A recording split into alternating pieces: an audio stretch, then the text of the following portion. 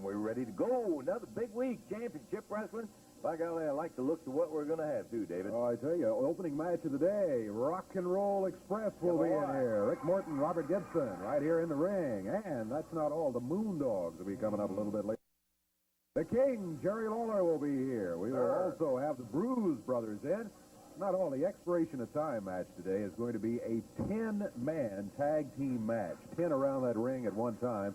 That's a load of folks in the ring. We're loaded up today. That's exactly what's going to happen here. We've got plenty of time for it, and we're going to get into it right now. We'll take time out. We'll be back with a Rock and Roll Express in just a moment.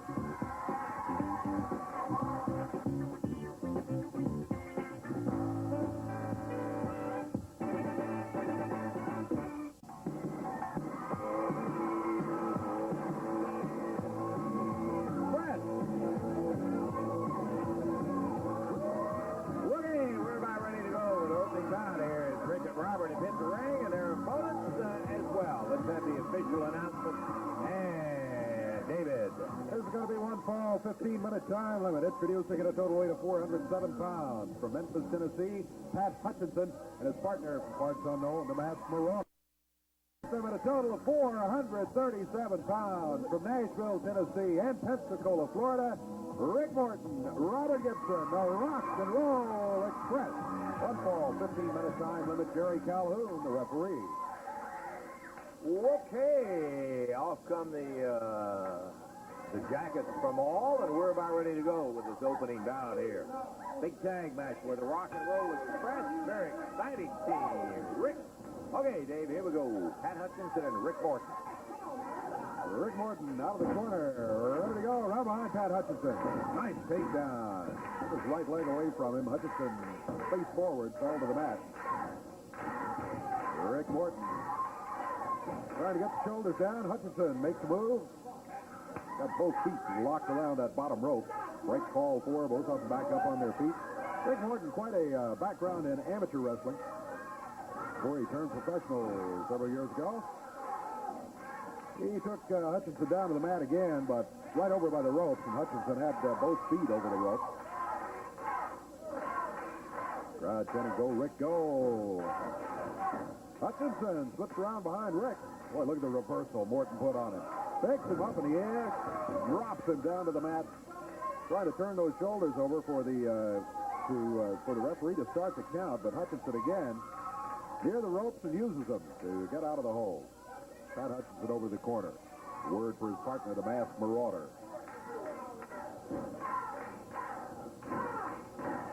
Morton makes the tag. Here comes Robert Gibson. Round behind. He puts the full Nelson on Hutchinson. And a forearm applied by Rick Morton. Hutchinson makes the tag now. It's Robert Gibson against the Masked Maurader. Minute and a half gone, 1:30 gone in this 15-minute time limit match. Rock and Roll Express against Hutchinson and the Maurader.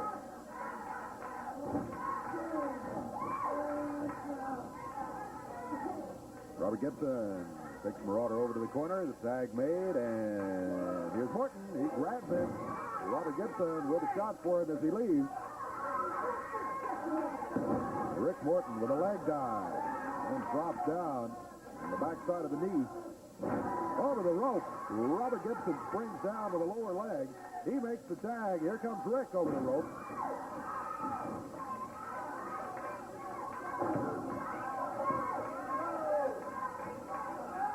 Rick Morton makes the tag on Robert Gibson. Here's Robert springing over that rope again. Drops down with the right foot on the left knee.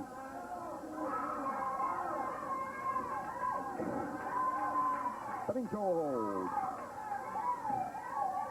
Robert still near the corner. Rock and Roll able to stay close to their corner. They're keeping the Maurader over near there. Able to tag out frequently. See some of that teamwork that Rock and Roll Express has been known for since they got together. That's Rick Morton with the toe hold.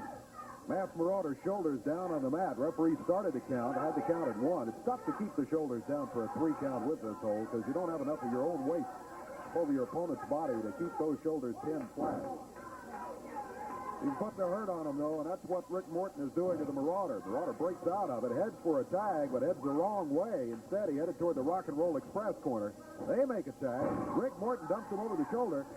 Robert Gibson ties those legs up. This is going to be it. 1, 2, and 3. Yes, sir. Not much way he was going to get out of that one at all.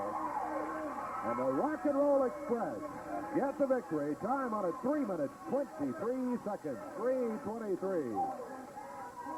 Tell you one thing, Robert, and learned that from his brother Rick. He used to use it too. They start the spinning leg lock, hook it into a grapevine in that back bow, and gets that a lot of weight down in there. So the R&R Express come through with another victory. Plenty of action in that one, and by golly, we got more to go. We'll be back to it in just one moment.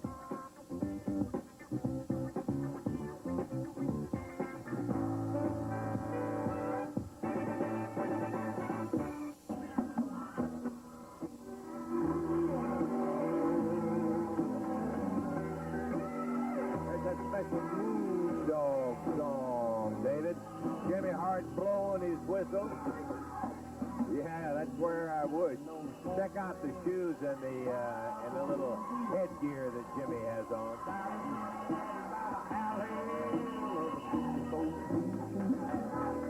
There they are, the Moondogs. Jimmy Hart with the checkered Foreign Legion type cap. Shoes match. Getting ready for one fall, 15-minute time limit tag team match. Introducing as overweight of 431 pounds. From Memphis, Tennessee, Jim Jameson. Also from Memphis, his partner Ken Raper. Going against him at a total weight of 512 pounds with their manager Jimmy Hart, the International Roughnecks, the Moondogs. One fall, 15-minute time limit. Jerry Calhoun's the referee. Hart finally out of the ring, David. Yeah. Comes out to retire the bones, I hope, a long way away. Jameson and partner have enough problems as it is. Bell time, here we go. It is Ken Raper up in the air and body slam by the Moondogs.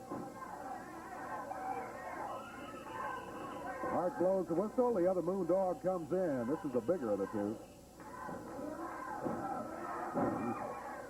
Smacks Ken Raper's head into the top turnbuckle, bounced into the ring, and the Moondog picks him up in the air. Walks around with him for a minute before he body slams him right in the center of the ring and drops down with that big upper arm. A choke by the Moondog. He's warned by the referee, broken before a disqualification danger.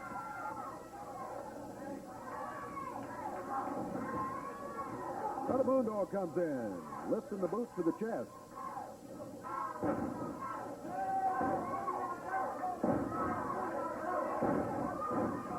That's a fist, no doubt about it. He was smacking him time and time again. The referee finally stepped in between them. Moondog back to work on Ken Raper. Knocked him right off his feet. 1 minute gone. 15 minutes, the overall time limit. Wow, what a power slam the Moondog put on it. Picks him up with a hair. Makes the tag. Other Moondog comes in.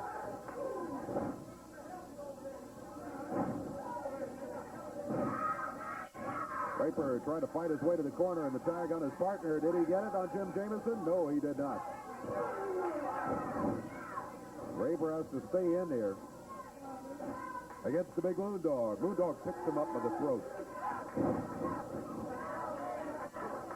Ken Raper back down on the deck in there, and he's been roughed around more than just considerable. He has indeed been in there all the way since the opening bell. Moondog with a suplex. Drops him hard, center of the ring. Manager Jimmy Hart pats him on the shoulder, says he's doing good. He drops down with a knee. 2 minutes gone. A lot of beef in there with the Moondogs. Jimmy Hart's got a lot of it in that first family, no question about that. Slams his head into the corner, and there's a tag on Jim Jameson. Jim takes over. Moondogs make a tag. 2.5 minutes gone.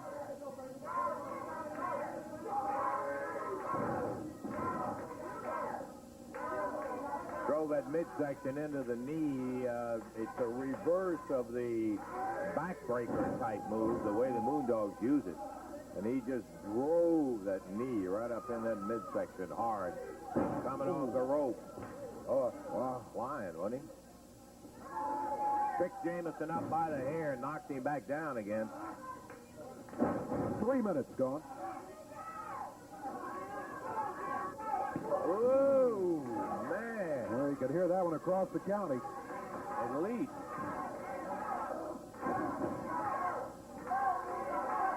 They have done quite a number on Raper and Jameson in their respective turns in there. And they got Jim hurt where they dropped him on that knee. His midsection is, he is really staggered up. Look at this.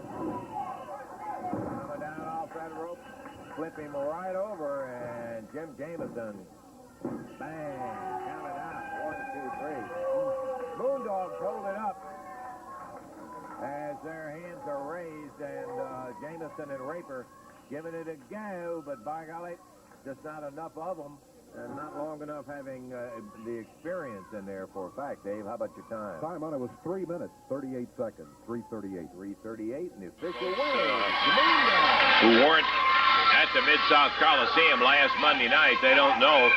When we see Terry Taylor, Bobby Eaton, and the Giant Rebel out here together, they're going to be wondering about it if they weren't out at the Coliseum last Monday night. Lance, I ain't got very much to say.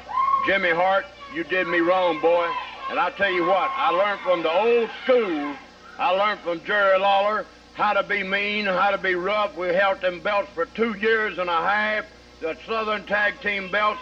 I know every dirty trick in the world. Jimmy Hart, I'm going to break your neck. I want a lot of the folks to see exactly. And also, wait a minute, that Moondogs, they did me wrong, and I am very mad, and I'm going to break some people's necks. Do you understand me, boys? I want you to see exactly what happened in a situation. There's a tag on Bobby Eaton. Eaton comes in, and he fights pretty much the Moondog style. Eaton, Taylor, Prichard is out of the ring. He comes back. And now the Moondogs, as they do every time, from the second rope. And, hey, Moondog, come on, 2, 3. He hits the Giant Rebel. Hart is tearing up the flag, the Rebel flag, and now the Giant Rebel grabbed a hold of Hart, and the Moondogs immediately come banging in behind with those bones, and now they've got the Giant Rebel bleeding. We hear the crowd. They see somebody coming out. The whole team that defeated the first family comes. Yeah, that kind of gave you an idea of it and brought about a situation where Monday night you're going to have the Moondogs and Dennis Condrey involved going against the team of Taylor, Eaton, and the Giant Rebel.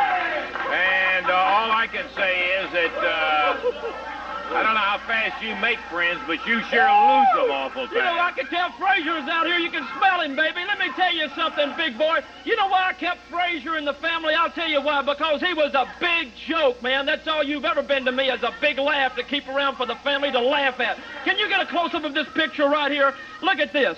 Not only he dresses the Lone Ranger, and the last thing, the Rebel. Come on, zoom in, guys. Wake up. There you go, right here, baby. Come here. There you go. Look at him as Kamala. Isn't this a big joke? Look at this big balloon over here dressed as Kamala. You know, the Bee Gees wrote a song about you years ago. Somebody started a joke and got the whole world laughing, and that's exactly what happened to you, Frazier. Now, if you want to come out here running your mouth with these other two little pukes that are with you, that's great, baby, because I promise you this, you ain't going to be laughing after this week. Now, Philly Superstar Dundee. You know, I told you I hate losers in the family, and it's a new rule, baby. When you lose, you're gone from the family. Well, that's what happened to Dundee, you know, and Frazier both. Dundee called me week after week, day after day, and said, Jimmy Hart, you are the smartest man in professional wrestling. I know you can figure out some way to bring me back in here to wrestle, and I finally figured out the way to do it. But what does Dundee do? He comes back. He said, I'll promise anything. I'll get on my hands and knees. I'll do anything if you can come back. So what I did, I gave the guy a chance to come back, and he went against Lawler because I wanted that Southern belt. But what happens? He loses. You know, this is ridiculous, man. I am sick and tired of losers. Dundee, you're washed up. You're finished. You and Frazier both, baby. through. You talk about losers. What about Ken Patera? Now, Ken Patera lost, that's too. right, Ken Patera. You know what happened on that? Eddie Marlin stood out here last week, and what did he say? Jimmy Hart, if I stay up 10 weeks, if I stay up every night, I'm going to do everything I can to get even with you. And that's what he told him. I know what he did. He told Paul Morton. You know what he said? He told Paul Morton, he said, don't you come back here unless Ken Patera loses that match. That's exactly what he did. That's a lot of bull, man. You know I'm telling the truth, and you know it. I don't lie. You know I don't lie. We give the folks an idea about what happened in that Lawler-Dundee battle in there, and see what happens in it. And you're talking about Luke. Well, all right. Yes, I want to take a look at it. Right here is the winner, and here comes Dundee. Drops with an elbow. This is the next match underway. No rest period. And Dundee jumps right on Lawler.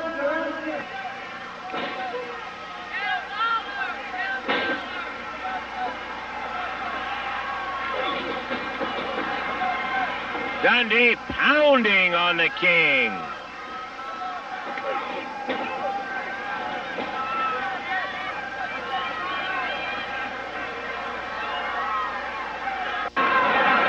Jimmy is up there and arguing with the referee. Dundee goes up to the top rope. Once again, jumps straight off on Lawler with both feet.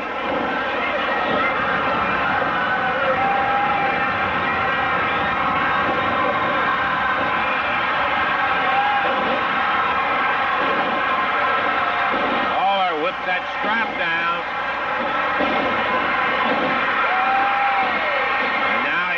After Dundee.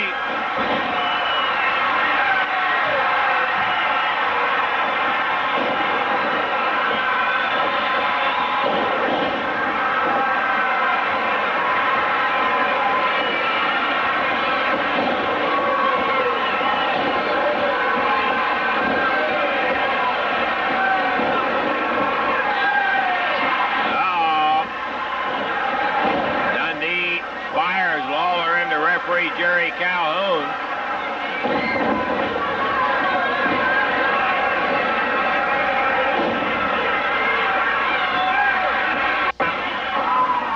Jimmy Hart.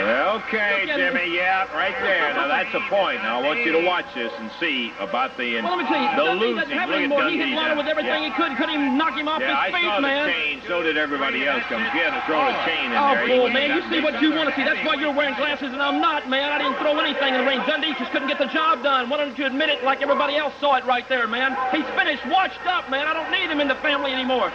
I'm not backing up the Dundee part of it. All I'm saying is that as has happened... I even knocked him down. He's washed up, man. Look at that. As happened with others there, you lead into something and end up blaming somebody else for it. How about that? Well, I wasn't looking. He hit me when I wasn't looking. He had to sneak up behind my back. Nobody has ever hit me face to face because he hadn't got enough guts to do it. Look at him.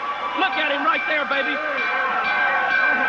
Jimmy Hart taking a little pounding. Here comes the Assassins. Look at the Assassins, though, baby. Big, bad, rough and tough. The Assassins, baby. The Eliminators. Look at them. Nobody pushes. Look at this. Look at it. Billy knocked down by the Assassins as they're in the ring. Jimmy Hart, of course, right there. Now, baby, we're going to give him the beating that Lawler should have gave him, man. Look at this right now, man. Come on. Come on. Don't stop the film now. Let's get good.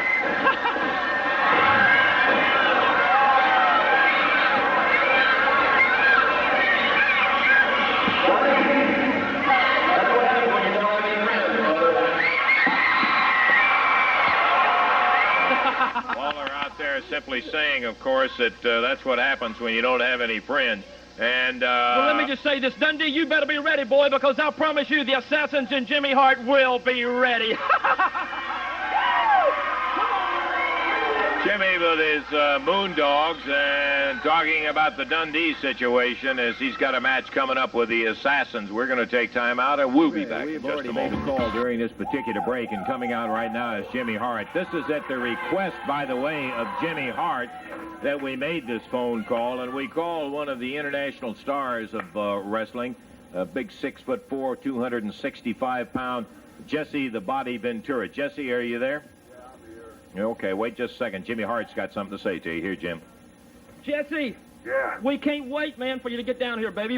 Everybody's talking about you. Everybody knows what a superstar in professional wrestling you really are, what movies you've been in, who you've dated in all the star fields in California. They call you Mr. San Diego. I want you to talk to the people here right on TV if you would. Let me tell you people something. Memphis, Tennessee. Memphis is supposed to be known for having the king of rock, Elvis Presley. Well, let me tell you, I'm personal friends with the real king of rock, and that's Mick Jagger and the Rolling Stones. I'm coming down there for one reason, and that is to get Jerry, the so-called King Lawler. You know, he built up his reputation whipping on a little dude by the name of Andy Kaufman. And I personally found out after he whipped Andy Kaufman, he wanted a match with Henny Youngman. Now, that's really time, Jerry Lawler. The dude's only 65 years old and plays a violin. But let me tell you something, Lawler. I don't play no violin. I'm 6'4", 270 pounds, 21.5-inch arms, 55-inch chest, and the most beautiful man in wrestling today. I've wrestled WWF champion Bob Backlund to a 1-hour draw. I've swamped the ring with Nick Bockwinkel, AWA champion. I'm probably the baddest dude in wrestling today. I've paintbrushed the incredible Hulk Hogan, who likes to whip on little dudes like Rocky Balboa. So I'm custom-made, Jerry Lawler, for whipping on guys that like to beat up little men in wrestling. So Jerry the King Lawler, you prepare yourself, boy, because Jesse the Body's coming in from San Diego, California, and I'm not traveling all the way to no redneck town like Memphis, Tennessee, in front of all them redneck stump jumpers down there. I'm bringing a little class in with me. Memphis, Tennessee, and the rest of Southern Wrestling, you get ready, because you're now listening to the new Southern Heavyweight Champion of the world. I'm predicting that already, Jack. Well, people, you heard it right there, baby. The greatest professional athlete in the world today. You know, and I told the reason you couldn't be here today, and I wanted to surprise all the people here. But the people know that tonight you're going against, I hope they will after I tell them that he's going against the AWA champion, Nick Bockwinkel tonight. So I'm sure when you reach the city this week that you will be the new AWA champion. And then Monday night or Tuesday or whenever, we're going to get that Southern Heavyweight belt, baby. I can't wait. Woo! Jesse, be careful, baby. Goodbye. Goodbye. There you go. There you go. Great, man. Can you believe it? So, people, I'm not bringing you the best in the world, man. You've seen it and believe it, man. Jesse the Body Ventura. Is there no end? It'll never end. We might lose a couple in the family, but we've gained a couple of more. Woo! I'll tell you one thing for a fact. He went out and got him a heavyweight this time. Everybody in the country is familiar with Jesse Ventura, and the Body will be some kind of tough competition. I think we're about ready for a little competition, and we got a tag action match coming up, and right now, the King and Koko Ware. About said, this is going to be a one-fall, 15-minute time limit match. King and Koko already in the ring. Ready for the opponents to show up. Here comes the referee. And here come the opponents right here. Again, it's one-fall, 15-minute time limit, introducing at a total of 449 pounds. From parts unknown, the Pink Panther, and from Memphis, Tennessee, Big Lou Winson. And going against them, total weight 443 pounds. From Union City, Tennessee, Koko Ware. And from Memphis, Tennessee, Jerry the King Lawler. On fall 15, Jerry Calhoun, the referee. See a good team, and you see Koko and the King in there together, and Big Lou and the Pink Panther have not had that much tag experience together. Louis Winston, big dude, as a matter of fact, and the Pink Panther, his partner, Jerry Calhoun, telling them to get it down to just one wrestler on each side of the ring, and it'll be Koko starting on that side and Big Lou on this side. Big Lou, very aggressive wrestler. He comes out of the corner, especially when he's going against opponents where he is not favored. He's quite aggressive, but he's run into an aggressive wrestler right here, Koko Ware. Koko wheeling across the ring with a drag.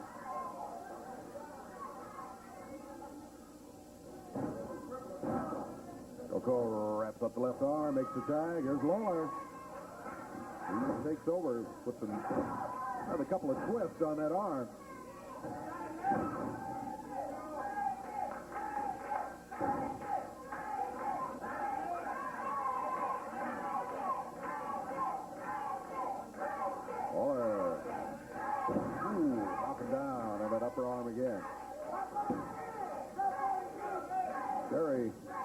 In control with Big Lou on the mat. He got that arm twisted so much, he checked, Lawler wanted the referee to check with him, see if he wanted to give it up on submission. Winson said no, so Lawler back up on his feet. Ooh, Winson nails him with a right fist. And again, a right fist. Lou Winson, upper arm. A fist again. Boy, that's 3 solid rights he's hit Lawler with. He's over to the corner and makes the tag on the Pink Panther. Winson held him up while the Pink Panther swung at him. Lawler, with a fist of his own, knocked the Panther right off his feet.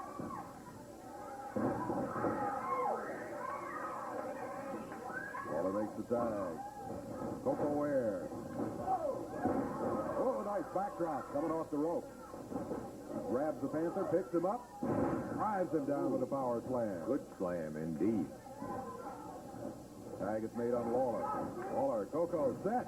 Double drop kick, puts it down. Nice timing together between Koko and the King in there as they went up with that double drop kick and put the Panther down in heavy shape. I was just thinking about Lawler's life. He's, of course, that's certainly the life that he has chosen has done very well at it, but constantly Hart has got somebody that he's always bringing in to try to go to work on the King for the Southern title or just for doing it, and there it is. That's the 3 count. Thinking about him bringing in Jesse Ventura to go after Jerry. Big win as Koko Ware and the King come out with it. Nice pin. Yeah, they look good as a tag team. Little teamwork, got it in 2 minutes, 35 seconds. Lawler and Koko get the win. Big Lou helping Pink Panther out of the ropes after that particular pin, and the time again on it, David? 2:35. 2:35 is the King and Koko end up winning. Eddie Marlin, promoter. I've been on the phone all week long talking to Bill Dundee. He couldn't be here today. He wanted me to come down and talk to Jerry Lawler. He sent an interview down. I'd like to play that interview and let Lawler look at it. Got all the fans. Okay, some tape here for Eddie, if we can take a look at it now. Do we have it up? Yeah. You know, I guess this interview this is more for Jerry Lawler than it is for anybody else. Now, I talked to Eddie Marlin, and he said he'd have you near a monitor. So I hope you're standing near a monitor, Jerry, and you can see this. Now, you know, last week when the Assassins was beating on me and Jimmy Hart was beating on me and I was laying there in a pool of blood, I could hear the people yelling, "We want Lawler, we want Lawler." But Jerry Lawler never did come near that ring. And when I was walking back and after the matches and I was walking down the street, there's a few of the people come up to me and they said, "You know, I'm really mad at Jerry Lawler for not coming to help you, Bill." Well, there really shouldn't be, because maybe even in the same position I wouldn't have come back to help you. And I can't really say I'm glad this happened as far as the beating that I took, but sometimes it takes something like this, or it takes a disaster in your life to make you see the mistakes that you've made. So I don't really blame him. In fact, you folks out there shouldn't be mad at Jerry Lawler, because maybe in the same situation you wouldn't have done it either. But all I can say is sometimes a disaster makes you sit down and take a look at your life. And I know how it feels like to have no friends now and have nobody that cares about you. Now, I turned my back on an awful lot of people, on some of the wrestlers, which is my friends, on some people that were just friends of mine, and most of all, a lot of the wrestling fans. Now, I don't know, Jerry, I feel that you and I make the best tag team around, and I know there's an awful lot of good ones. But deep down in my heart, I've had people say to me, and I'm sure you've had them say to you, Lawler and Dundee was the best team around in any decade. Well, that's how I feel. And all I can say to you, Jerry, I hate Jimmy Hart as much as you do, or maybe even more now, because Hart proves to me all he's interested in money and titles and belts. And he has a team. Every day is the greatest day in Jimmy Hart's life.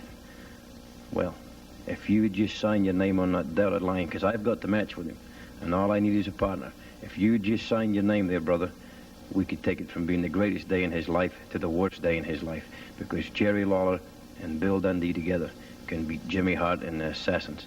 Believe me, Jerry, I will not turn my back on you. I'll give you 110%.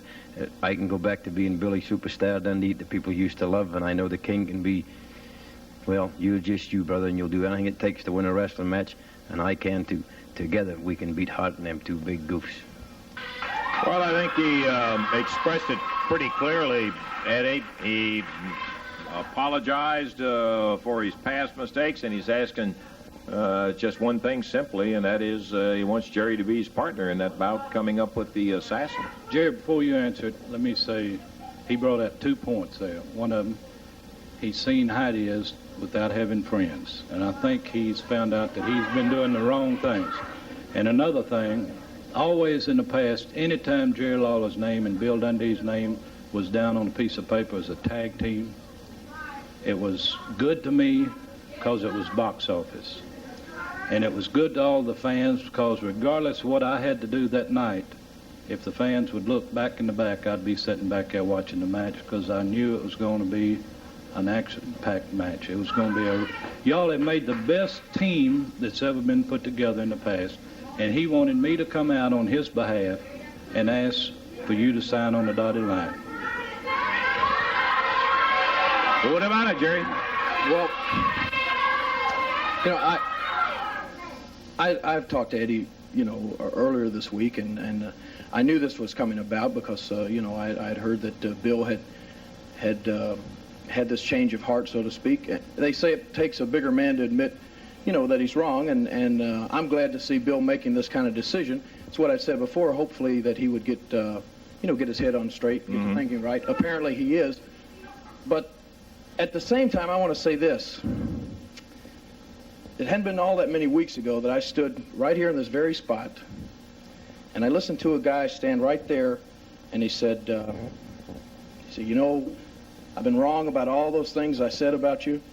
I was wrong when I said those things about the fans here. I didn't mean any of that stuff.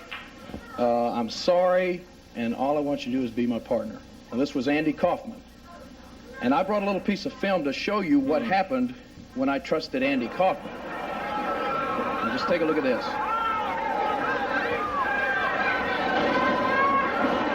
This was when Jerry agreed, and look at that. Yeah, so now I'm not trying to imply that this is what Bill Dundee is going to do, but all I'm saying is that before I risk any kind of a rerun of that type of situation, I think that he owes it to not only to me but to the people here to prove himself. So until then, I think that he just needs to find himself a different partner. That's what I'm saying. I tried. I just want you to remember one thing. Just keep it in the back of your mind. Bill Dundee and Jerry Lawler is the best tag team combination that's ever been put together in the history of wrestling. And he wanted me to come down and try Lance, and I've tried, and I wished you'd really give it a lot of thought. Okay, well, appreciate it, Eddie, and thank you, Jerry, for sharing this moment or two with our championship wrestling fans. And the answer, Bill, is no. And that is the way that goes. We're going to take time out, and we'll be back in just a moment.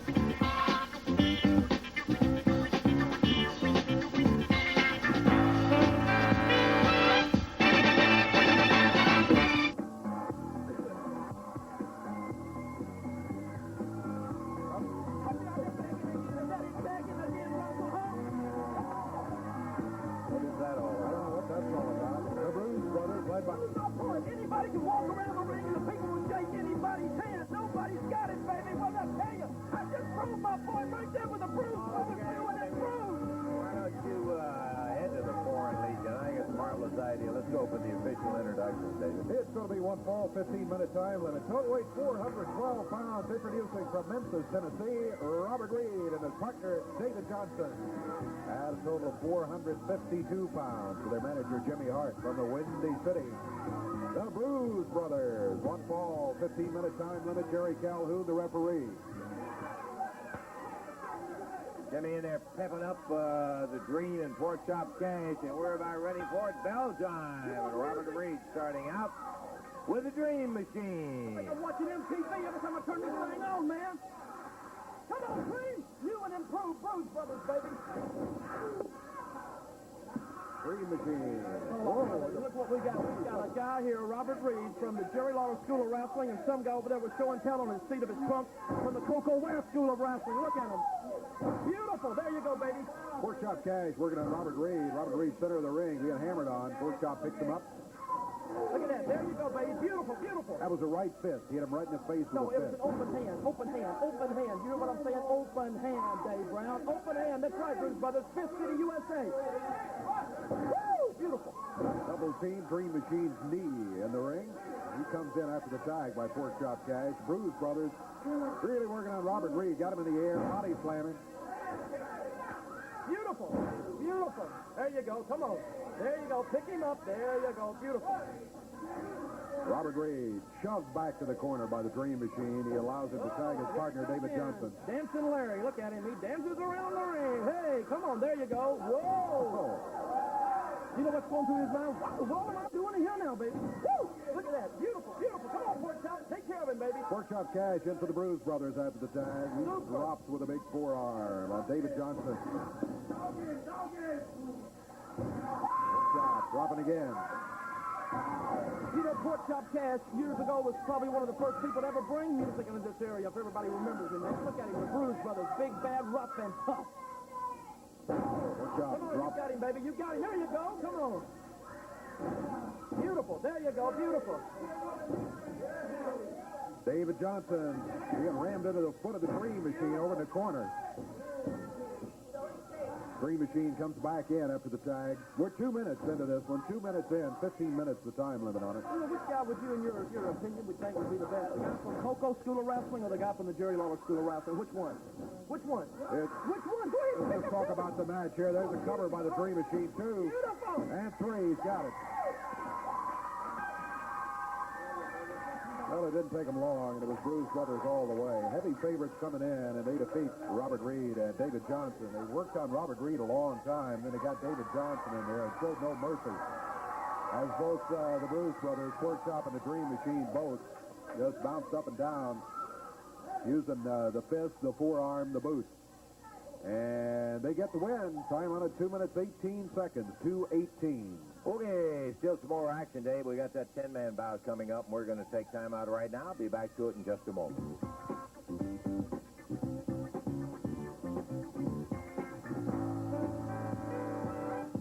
Side of the ring, you had the huge 600 pounds assassin. Came in with the world belts, and on the other side, Stan and Steve with that speed and tremendous conditioning, and it ended up with the belt being held up in the action, but it was a great tag match of rough and tough indeed. You know, let me just say something right now, if y'all people will listen to me just for a second here. You know, I am so sick. I sit back there and I look and I watch Frazier to talk about how great he used to be with Lawler. Dundee comes out here and talk about how big and bad they used to be. Who wants to talk about the past, man? I'm sick of the past. That's what these people live on. Eddie Marlin comes out and he's whining and complaining and bringing his little crying towel out here. You know, it makes me sick, man. You know, who helped Jimmy Hart when I had a broken jaw, broken leg, or anything else here, burned face? Jimmy Hart helped himself, baby, because I have the family with me. That's what's important to me as the first family of professional wrestling. Now, the fabulous ones, they have all the excuses in the world. Let me tell you what happened. You know what happened in that match? I'll tell you right now. We had our hands raised. It's the first decent thing Jerry Calhoun has ever done in his entire life was raise our hands because we were the winners, and he was the legal man in the ring. So Eddie Marlin, you know what? I'll tell you what it boils down to. Eddie Marlin stood out here last week, and he said, Jimmy Hart, whatever it takes, whatever I have to do, I will get even with you, and that was his way. He sent Paul Morton down there to raise these guys' hands. Well, let me tell you something, baby. The Fargos can't protect you, or Eddie Marlin either.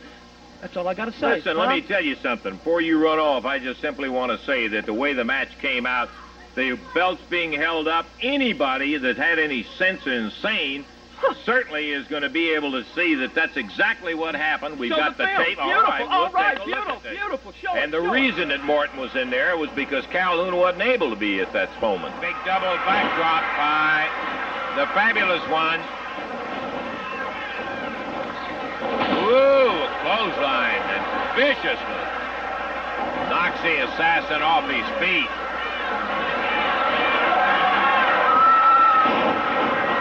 Double suplex. Steve covers him up, but there's no referee. Calhoun is out on the floor.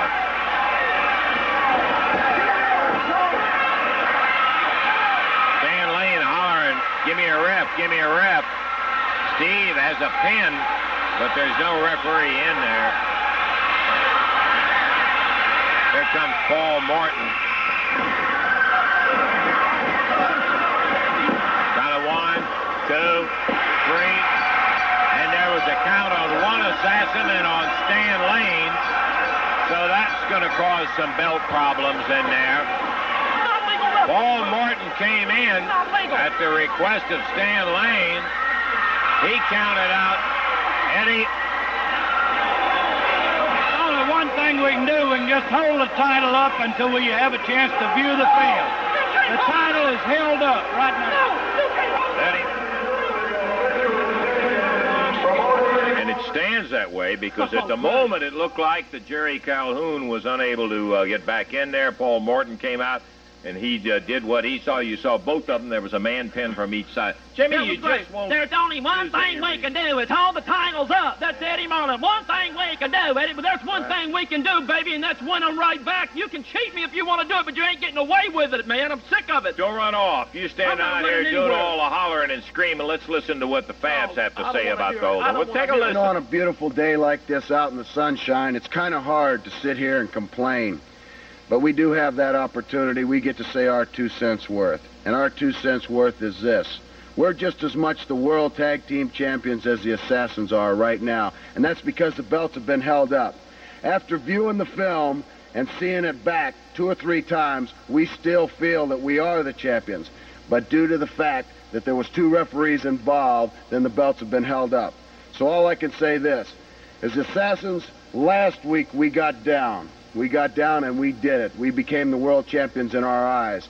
This week we're going to have to go right back and do it again. And that no disqualification is still there, and the no time limit is still there, so it's going to be a long, hard battle. But we're going to give you everything we got, because we didn't get the Fabulous One's name by being beat. Just like you said, Steve, it'd be awful easy for us to come out here and complain. We could just choose any number of reasons to complain about, to write to Stanley Blackburn the way Jimmy Hart always seems to do. But no, we're not going to do that. Because Steve and I both feel we have enough confidence in our ability to come back there this week and do it all over again. And I'm talking about pinning your shoulders to the mat. Steve had you pinned for at least half a minute last week, but it didn't happen. Our hands weren't raised by the right referee. Baldy Morton was not commissioned to referee that match, and even though he raised our hands, it didn't stand.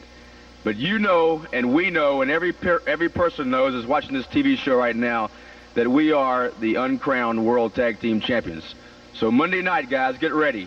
It's not going to happen the way it did last time. We're coming with everything we got, and we're going to leave there with those trophies. Well, there it is. They're not crying. They're not moaning. All they're doing is sitting there saying, bring them on. Oh, they're not as pleading to Eddie Marlin. That's all they're doing. 2 bubble-headed bleach blondes, man. That's all you got. You better stay by the pool, because that's where you're going to end up when we get through with them, man. Too, brother, and you betcha. Listen, we've had a lot of requests for the folks to see the Fabulous One special. We keep getting letters. You know who's requested? They're sitting at home right now. They're sitting at home right now going, hey, yeah, would you please run the Fabulous One special? They're doing it themselves. Nobody wants to see it, man. I don't want to see it, and I'm not going to stand it. You want to see the Fabulous One special? Yeah, I want to see it. Well, good. I don't. I believe it. About the match coming up with Stan Hansen. Let's listen to Austin. Make it short. I'm going to make it sweet. I'm going to trim the fat. I'm going to get to the meat. I want Stan Hansen to know I'm coming right at you, darling. I've had to listen to you for the last 4 or 5 weeks. Run your big fat mouth and tell everybody how great you are. Tell everybody you've kicked everybody's can from coast to coast. Tell everybody that you're an international heavyweight champion yourself. And tell everybody that you're the strongest man in the world on occasion. Well, Ken Patera said he was the strongest man in the world, but that didn't stop Austin Idol. Where's Ken Patera now? He's hobbling somewhere, believe me, darling. He is hobbling. He is limping somewhere. Now, I want you to know one thing, Hansen. I want you to know it well. I want to get right to the point, darling. You can sit out here. You can chew your tobacco. You can spit in a cup all you want to, darling, because you don't scare me. Now, you took Tom Prichard, who hadn't been around that long but's going to be a great athlete one day, and you chewed him up pretty good. And you made fun of it, and you told everybody that that was an example, that he was a stepping stone, and that it didn't make any difference who else it was going to be. You're going to step off everybody. I'm going to snort you up one nostril. I'm going to spit you out the other, darling. Memphis, Monday night, let's lock up. I got it. They'll be doing that Monday night, Coliseum. I tell you, one of those nights where I really don't think you can afford to miss it. You be down there with us Monday and see the action. We've got some more coming up. We'll take time out right now. people screaming over the first family when we come out like this. Here we go. Not sure it was the first family they were screaming for. Let's do the introductions for 10-man tag team action. Total weight, 1,186 pounds. We'll start on the left of the ring. King Carl Fergie from Atlanta, Georgia. The Prince of Darkness from parts unknown. Big Lou Winson from Memphis, Tennessee. And out of the Windy City, the Bruise brothers. And on the other side of the ring at a total weight of 1,070 pounds, from parts unknown, the Jaguar. From Houston, Texas, Tom Prichard. From Columbus, Ohio, Bobby Fulton.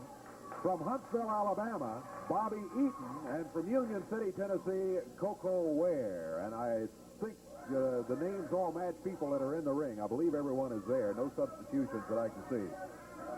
This is going to be the expiration of time. And the referee is Jerry Calhoun. Well, let's see.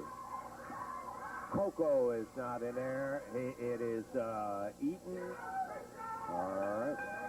Eaton, Fulton, Prichard, Taylor, and the Jaguar. That's the far side of the ring. Okay. Terry Taylor instead of Koko Ware. Yeah, right. Okay, and starting out right now, Tom Prichard going against King Carl Fergie in action. Look at those 5 guys on the other side of the ring. They look like a Memphis State fraternity with a tiger mascot. Look at them. Look at them. They're about 18 years old. Okay, Jim, we'll see how they work. Tom Prichard with Fergie. Oh, back in the corner with Fergie. Reverses him. That's what they've always been, Hart's always been talking about, youth. The youth movement. Well, he's looking at it across the ring right there. Tom Prichard, Terry Taylor, Bobby Fulton. Can't tell about the Jaguar. And Bobby Eaton. Big right hand. Down goes King Carl Fergie. Jim, tell it like it is. Go away, will you please? Go away. People know go. Okay, use the fist. Promises. Hit him into the ring. I knew you would. Bobby Fulton. King Carl Fergie. Well, I tell you, that guy getting your hair, he just absolutely drive you right up a tree. You know, he was talking about the youth movement. He is looking at the youth movement over there, but he's not looking at rookies. He's looking at veteran young wrestlers. Bobby Fulton just got big elbow from Pork Chop Cash, one of the Bruise brothers. Pork Chop, very large of muscle. 4-2, Bobby, right now. And the Prince of Darkness from the outside grabs him by the hair. Hanging on while Pork Chop slamming into the midsection. Referee Jerry Calhoun trying to break it up. Into the knee of the Dream Machine.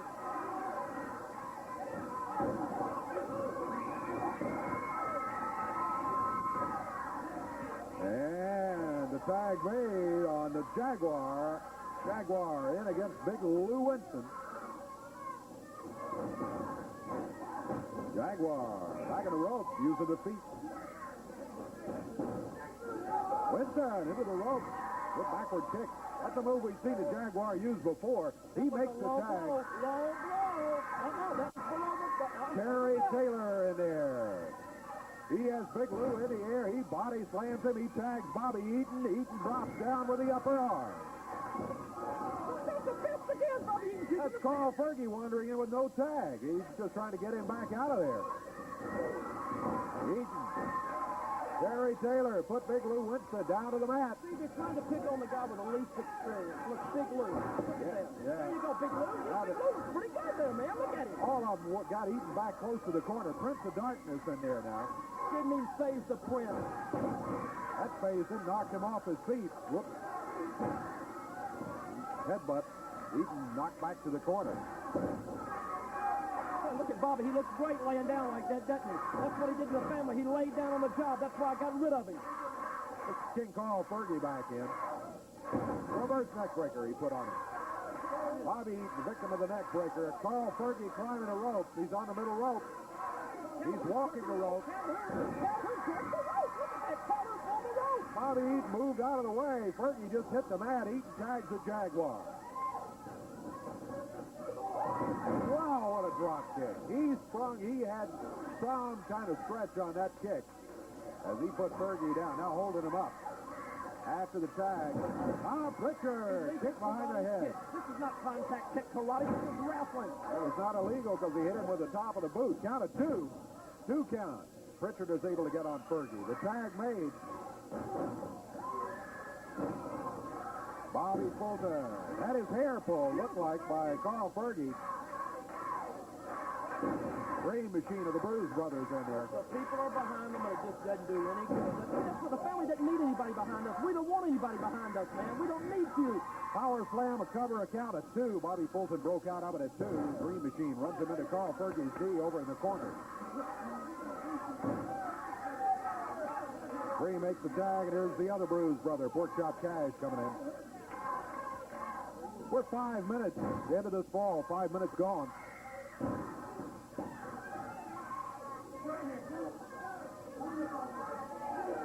Prichard and Bruise brother about to get into it over there. Pork Chop, they don't want in the ring with you, baby. Look, he just challenged everybody. None of them even Fulton grabbed by King Carl Fergie, thrown over the top rope. And, of course, that's a disqualification, but the referee was trying to break up the hassle on the other side of it. Look out, 8 of them on the floor here.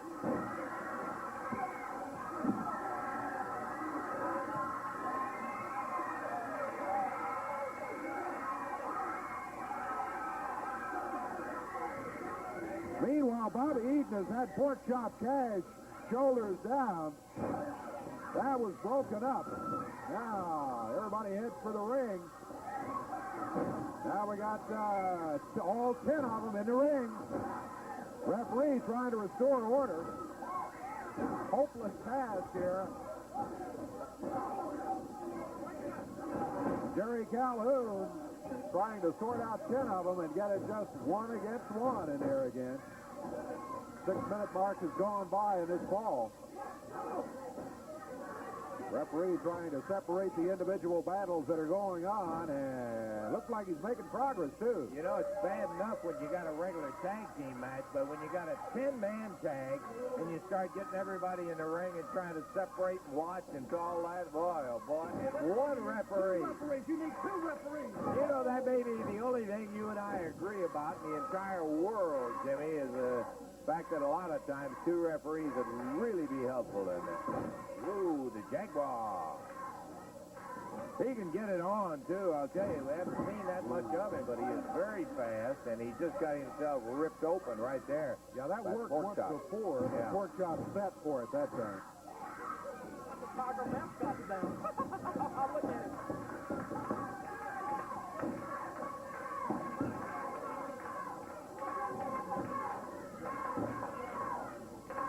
Jaguar.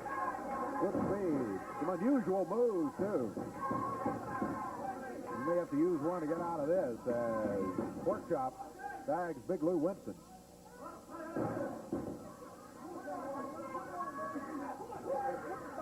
And Fulton laying on the rope. 0 out of 6, man. Another reason I got rid of him. Look at him hanging on. What you would like for him to do is go roaring in there without the benefit of a tag and just forget all about the rules. That's the way the First Family does it. King Carl Fergie buries a foot into the body of the Jaguar, and he dropped down with a big knee.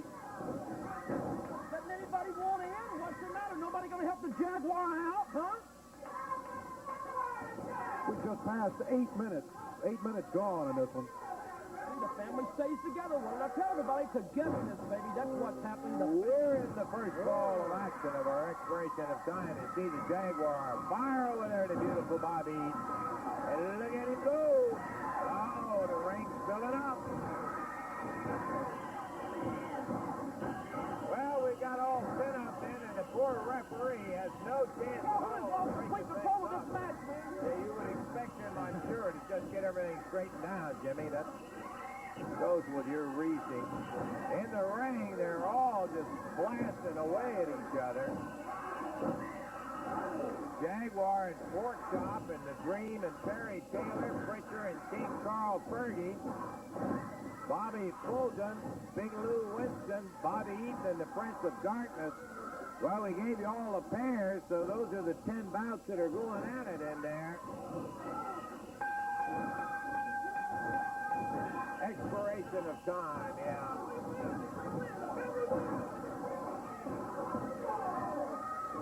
Referee still got his hands full in there and battling away. We're going to have to take time out and go to a break, Dave. So with it still going, we're going to a break right now.